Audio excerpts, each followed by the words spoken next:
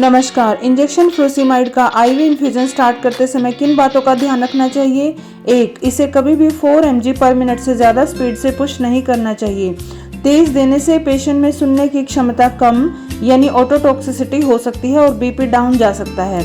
दूसरा, इन्फ्यूजन के दौरान ब्लड प्रेशर और यूरिन आउटपुट पर आर मॉनिटर करना चाहिए और electrolyte specially sodium and potassium closely monitor करना चाहिए। तीसरा, फ्रूसिमाइड इंजेक्शन को कभी भी एसिडिक सॉल्यूशन जैसे कि डोपामिन, डोबुटामिन और एड्रेनालिन के साथ मिक्स नहीं करना चाहिए। अब आप सोच रहे होंगे कि इस मेडिसिन को मिक्स क्यों नहीं करना चाहिए। देखिए, फ्रूसिमाइड एक अल्कलाइन ड्रग है जिसका pH 8 to 9 होता है और डोपामिन, डोबुटामिन और एड्रेनालिन एसिडिक ड्रग्स हैं जिनका pH 3 to 5 होता है।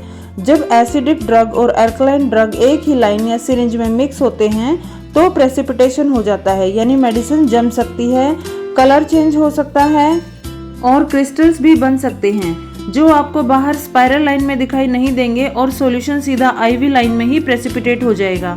इससे मेडिसिन का इफेक्ट खत्म हो जाता है और पेशेंट को एम्बोलिज्म या ब्लॉकेज का खतरा हो सकता है।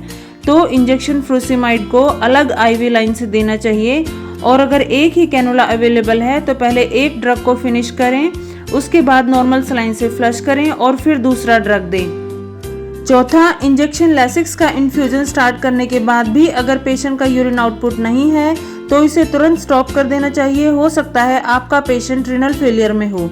अगला स्टेप आता है कि आपको इन्फ्यूजन स्टार्ट करने के बाद नर्सिस रिकॉर्ड में कैसे डॉक्यूमेंटेशन करनी है। अब डॉक्यूमेंटेशन में आपको सबसे पहले डेट एंड टाइम लिखना है, then doctors order, action taken, observation, plan and signature with initials. तो ये थी इंजेक्शन लैसिक्स इन्फ्यूजन के बारे में जानकारी कि इसे कैसे प्रिपेयर किया जाता है और कैसे एडमिनिस्टर किया जाता है। याद रखिए, ड्रिप के साथ जिम्मेदारी भी जुड़ी होती है, तो सीखिए, समझिए और सही तरीका अपनाइए। Thank you.